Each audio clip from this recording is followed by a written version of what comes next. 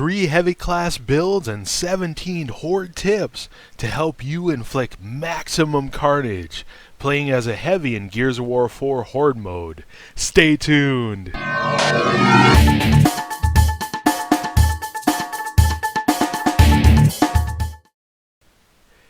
Hey guys, it's Chris with Blind Man's Bluff Gaming. Welcome back, and I hope you guys are doing awesome. If you're new to the channel, are you looking for more horde tips and tricks, game guides, first impressions, and game reviews? Go ahead and smash that subscribe button. I have new content coming out weekly.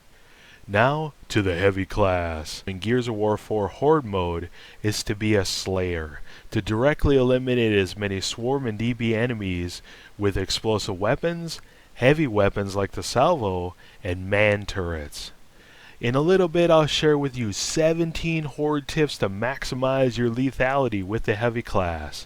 But first, how to make your heavy horde class stronger. After your horde match, you'll receive XP, horde class XP, and credits. You can use these credits to buy horde booster packs in the store. In those packs, you'll get horde skill cards that will upgrade your skills. Now, one strategy people use is to focus on a skill, say explosive weapon damage. They want to level up and scrap the other cards that they don't want. To scrap a card, all you need to do is highlight it, press X, and select Destroy All Cards. To build cards, highlight the card, press X, and select Build Card. Now here's a tip. If you're not going to play multiplayer, you can go through and destroy MP bounties for some extra scrap. Another tip? You can also scrap characters and weapon skins you don't want. So for example, if you don't play multiplayer, you can scrap all your swarm and DB robot characters you get. Now for the heavy class, I highly recommend prioritizing leveling up explosive launcher damage, turret damage, marked damage, and heavy weapon damage. These 4 horde skills will give your heavy class the ability to deliver massive damage in multiple ways. Horde heavy class builds. Now these horde heavy class builds are layered, so your 4th skill slot and your 5th skill slot will allow you to be more effective on later horde waves and higher horde mode difficulties where enemies have more health. Heavy class build number 1. General heavy class build. Now this build is balanced between explosive launcher damage, turret damage, and heavy weapon damage. You'll need to be a level 5 or higher heavy class, which will give you 3 skill slots. I recommend this build for casual through hardcore. Skill number 1, explosive launcher damage. At level 5, this will give you 100% more damage with the Boomshot, torque bow, and dropshot. In a little bit I'll share with you another powerful combo you can use with explosive launcher damage. Skill number 2, turret damage. At level 5, you'll get 50% more damage with turrets, and since you're a heavy, you'll probably spend a lot of your time on a turret. Skill number 3, heavy weapon damage. At level 5, this will give you an additional 50% damage with Mulchers, Tri-Shots, Buzzkills, and RL-Salvos. Skill number 4, marked damage. This will give you an additional 50% damage on any target you mark. More importantly, this adds to the damage that the explosive launcher damage does, turret damage does, and heavy weapon damage does. Skill number 5, mortar strike, pistol damage, or whatever you like. Personally, if you have mortar strike level 3 or higher, I would equip that just because, you know, it's nice for versatility, but hey, you know your play style, so whatever you like. Horde heavy class number 2, launcher build. This build is focused on maximizing your lethality while carrying 2 explosive launchers. You'll need to be at least a level 3 or higher heavy class, which will give you 2 skill slots to start with. I recommend this for casual through hardcore. Skill number 1, explosive launcher damage. Skill number 2, explosive launcher ammo capacity. At level 5, this will increase your launcher ammo capacity by 10. Skill number 3, explosive launcher reload. Now this skill requires you to learn to get used to a faster active reload on explosive weapons. But once you do, it will dramatically increase your DPS, the amount of damage you can unleash in a short period of time. Skill number 4, marked damage. Skill number 5, mortar strike or pistol damage, whatever you like. Horde Heavy class number 3, heavy build for insane horde.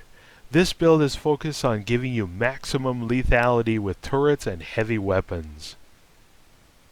You'll need to be at least a level 5 or higher heavy, which will give you 3 skills to start with. The first skill, marked damage. Second skill, turret damage. Third skill, heavy weapon damage. Fourth skill, explosive launcher damage. And your fifth skill, mortar strike level 3 or higher. Horde Heavy class tips. The Horde tip I alluded to earlier with explosive launcher damage is that it also increases the damage of your RL-Salvos heavy weapons. Now a tip for this, use weapon lockers to save up your salvos for boss waves. Now here's a couple FYIs, kind of tips. Tip number 1, for pistol damage, the pistol damage skill also increases your pistol ammo supply. Tip number 2, the turret ammo capacity skill only works if the heavy buys the turret. Now, I didn't know this because I was running with this skill for quite a long time and thinking that it was helping, and evidently it doesn't do anything. Explosive launcher tips. Tip number 1, when on a turret, don't have an explosive launcher equipped. If you get rushed, you'll probably end up suiciding because of the blast radius, and that's never happened to me, but I've I've seen it happen. Right. Tip number 2, if you time it right, you can hit the carrier boss in the chest to destroy his pods before he shoots them off. Tip number 3, 1 to 2 boom shots will melt pouncers. Tip number 4, on early waves, say 1 through 20ish, before the wave starts, get close to the spawn. Once the wave starts, launch off a couple boom shots to clear out the spawn. Now this works on earlier waves and later waves sometimes, but you got to be really careful because you don't want to get downed out there because there's no way your team's going to get you. Turret horde tips. Tip number 1, marking targets not only gives you a 50% damage boost with the marked skill on, but it will also give you 10% more power on kills. Tip number 2, hitting RB on a turret will vent its stored heat, allowing you to shoot longer without it overheating. Now here's a tip for that. Tap the RB button instead of burst firing. Use the same rhythm as you would use for burst firing. Tip number 2, call out deadly enemies for combined fire.